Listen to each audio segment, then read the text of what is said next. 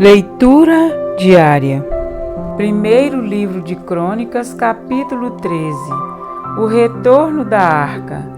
Depois de consultar todos os seus oficiais, os comandantes de 1000 e de 100, Davi disse a toda a Assembleia de Israel: se vocês estão de acordo e se esta é a vontade do Senhor, o nosso Deus, enviemos uma mensagem a nossos irmãos em todo o território de Israel, e também aos sacerdotes e aos levitas que estão com eles em suas cidades, para virem unir-se a nós.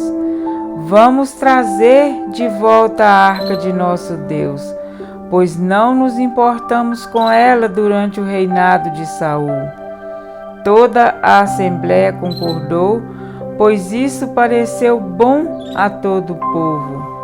Então, Davi reuniu todos os israelitas, desde o rio Sior, no Egito, até Lebo-amate, para trazerem de Quiriate-Jearim a arca de Deus. Davi e todos os israelitas foram a Baalá, que é Quiriate-Jearim, em Judá, para buscar a arca de Deus, o Senhor, que tem o seu trono entre os querubins, a arca sobre a qual o seu nome é invocado.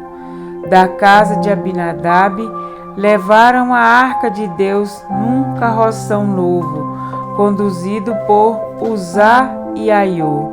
Davi e todos os israelitas iam dançando e cantando com todo vigor diante de Deus, ao som de harpas, liras, tamborins, símbalos e cornetas. Quando chegaram à eira de Quidom, Uzá esticou o braço e segurou a arca, porque os bois haviam tropeçado. A ira do Senhor acendeu-se contra Uzá, e ele o feriu por ter tocado na arca. Uzá morreu ali mesmo diante de Deus. Davi ficou contrariado, porque o Senhor, em sua ira, havia fulminado Uzá. Até hoje aquele lugar é chamado Perez-Uzá. Naquele dia, Davi teve medo de Deus e se perguntou: como vou conseguir levar a arca de Deus? Por isso desistiu de trazer a arca para a cidade de Davi. Em vez disso, levou-a para a casa de Obed-edom, de Gate. A arca de Deus ficou na casa dele por 3 meses, e o Senhor abençoou sua família e tudo o que possuía. Amém? Para refletir, a liderança de Davi nos deixou registro de sabedoria e sensatez. Ele não decidia pelo povo, ele decidia com o povo. Não que sempre desse ouvidos à voz do povo, e sim que a opinião de seus liderados não era ignorada. O desejo de Davi era de governar um povo de um só Senhor, e para isso necessitava reaver tudo aquilo que o auxiliasse no cumprimento desse propósito. Mas até um líder assim também pode falhar. A arca de Deus, ou arca da aliança, estava em outra cidade de Israel, Quiriate-Jearim. Ali havia permanecido por muitos anos, até que Davi resolveu levá-la para Jerusalém. A arca ficava no lugar santíssimo do santuário e era o único objeto daquele compartimento. Dentro dela estavam as tábuas do Decálogo, ou seja, os 10 mandamentos. Ali estava a confirmação da aliança de Deus com seu povo e a manifestação de seu caráter. Não se tratava, portanto, de um objeto qualquer, mas de uma obra de arte que carregava a assinatura do dedo de Deus. Êxodo 31:18. Saul não se importou em buscar a arca do Senhor.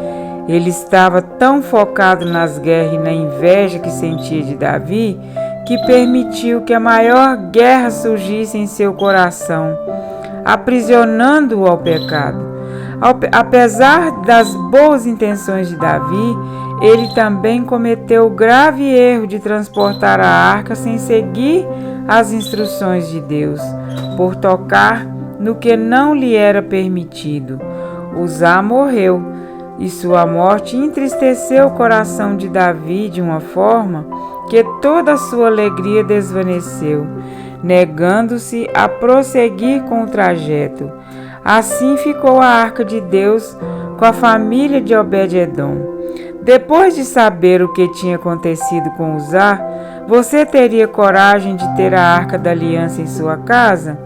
O resultado desse depósito compulsório foi 3 meses de bênção sobre a casa de Obed-edom e sobre tudo que possuía. Era perante a arca no lugar santíssimo que a glória de Deus era manifestada, e somente o sumo sacerdote poderia entrar ali uma vez por ano, no dia da expiação. Uzá ignorou isso. Já Obed-edom entendeu que ali era invocado o nome do Senhor, que se assenta acima dos querubins, e a sua obediência resultou em bênção. Após o sacrifício de Cristo, o véu do santuário se rasgou de alto a baixo, Mateus 27:51, nos dando livre acesso ao Pai. Hoje podemos falar com o Pai por intermédio do Filho, mas assim como Jesus foi obediente até a morte, Filipenses 2:8, Deus capacita seus filhos à obediência. A lei do Senhor é santa, o mandamento santo e justo e bom, Romanos 7:12. Ora, santidade, justiça e bondade são atributos almejados por todo aquele que muito em breve deseja estar diante do trono de Deus.